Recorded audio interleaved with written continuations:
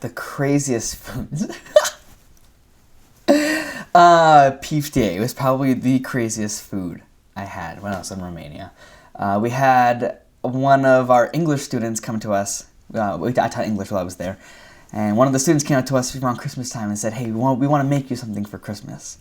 So they came up after English class and they had made this piftie. I guess the best way to describe it in English is it's like a pig fat jello. Yeah. Yeah. Which for me isn't very appealing. And so I wasn't planning on eating much, but they had brought plates and forks and spoons and they laid out the table that we were teaching English on after everyone had left and like served it to us and sat and watched us eat it. And I'm all like, oh no. I wasn't quite ready for it, but it wasn't as bad as I thought it was going to be. As bad as that may sound. I don't know. I don't think pig fat jello sounds very appetizing. But it was just it just tasted like garlic. Like garlic. And it was, that was really good. I had a cow belly soup. And previous to my mission, I was a vegetarian for 4 years. Because meat it's not super appealing to me. So having things like this are just like a huge turn off. But before I went to Romania, I knew that I would want to try a lot of different things. So I kind of got off the vegetarian diet. And so a year into, off this diet, I had this cow belly soup. And it was actually really, really good.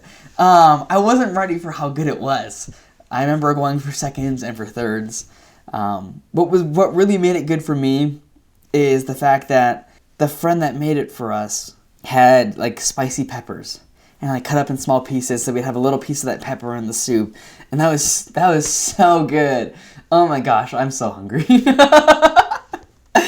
I guess those are like two of like the weirdest things I've eaten. I mean pickled watermelons.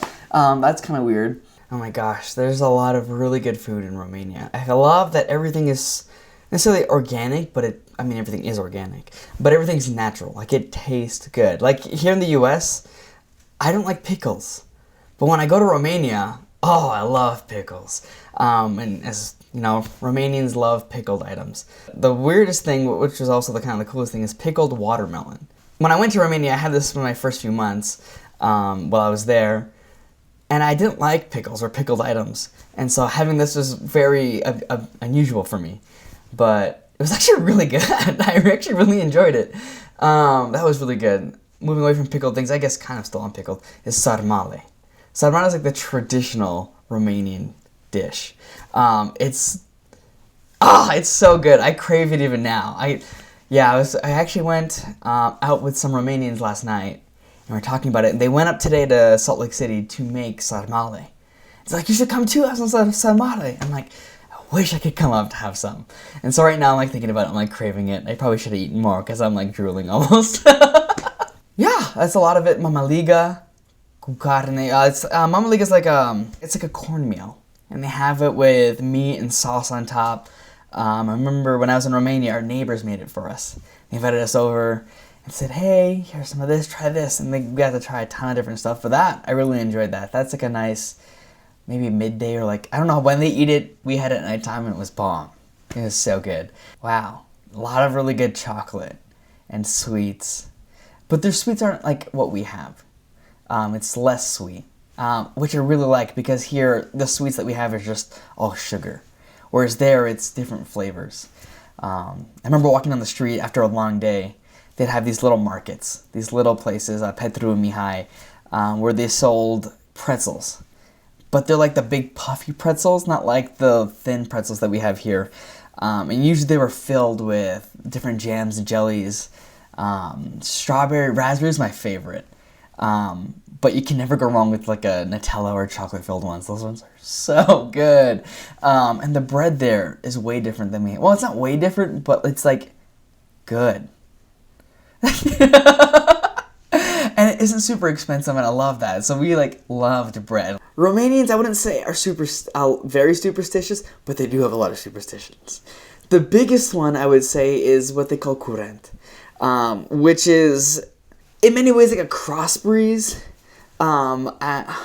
On hot summer days, buses and public transit in areas did not have air conditioning. It's like part of the breeze, the current kind of superstition of it's bad for you. We couldn't open windows or have a cross breeze kind of coming in because it was believed. It always varied too. It wasn't always there's this one thing that they believed about current, but it was just like some people believed that it would make you infertile, so you couldn't have kids, or it would make you sick, or it would cause you to not really feel the spirit as much, or be as religious. And so, especially this is a more common belief among the older generation, but it was just like, oh my gosh, I remember being in a white shirt and tie like I am today in a suit and just holding onto the rail on the bus and just sweating. And then it's like, oh, can you please open a window? But they're like, no. And I remember one time, I couldn't take it. So I opened a window and everyone freaked out. They're like, no, you can't do this. No. And so finally I had to close the window and everyone was like still like eyeing me like, he's going to open it again. Like, watch him. Like another one, especially for women weren't allowed to sit on the ground. There could be a pillow in between them or a chair or something in between them, but they couldn't sit just regularly on the floor. It was a belief or superstition that it would make you infertile. I guess there's three main things I would say I miss. I miss the people I interacted with, the people I came to create relationships with. I miss the food. There's no Romanian restaurants really here that can make, especially the ones that I've been to, there's only been 2 that I'm able to find. And the 2 that I've been able to find don't make home Romanian food the same way that some of the people I knew would make for me special. And the third one is like the places / the beauty of the country. So the people, I miss tons. I miss teaching English. I miss my English students. I miss my friends. I miss my Romanian family, my Romanian grandma, my Romanian mom, who actually came to visit and is in the U.S. And I didn't quite realize how much I missed her and her daughters until I went out with them last night to go explore where I'm from, where I live right now. And I was like, wow, I miss you. Like, I miss them so much. And as they talked about Romania, it made me miss the different places I had visited, the different cities, and the different unique things that they offered. Just the mountains. Like, here in Utah, we have mountains, but they do not compare at all to the Transylvanian mountains of Romania. Oh my gosh, like when I think mountains, I think Romania. And sometimes people will say, oh, these mountains in Utah are beautiful. I'm like, yeah, they're nice, but they're not Romanian mountains. Oh, just so beautiful. The architecture, the way the buildings are organized and the way people interact together in those buildings as if they were a family in many ways. I miss that. Food, oh my gosh, I can go on about the food, but the fruit is so good. I've never had fresh fruit taste as good as it did in Romania.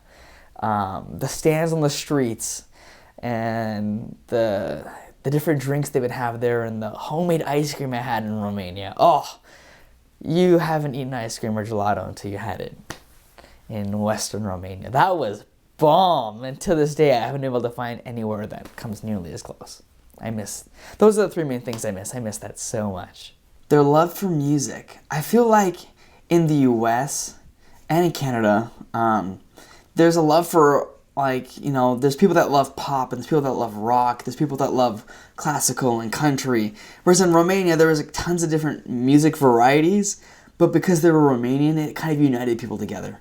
And so I would hear tons of music from popular artists and people that weren't super popular, but everyone seemed to love it, despite it being very different. Although pop is a very, very normal thing over there, at least among the young people, to enjoy. And so I'd see people down the street and they'd play music and people would just join in together. And that was really interesting to me because here you don't really see that.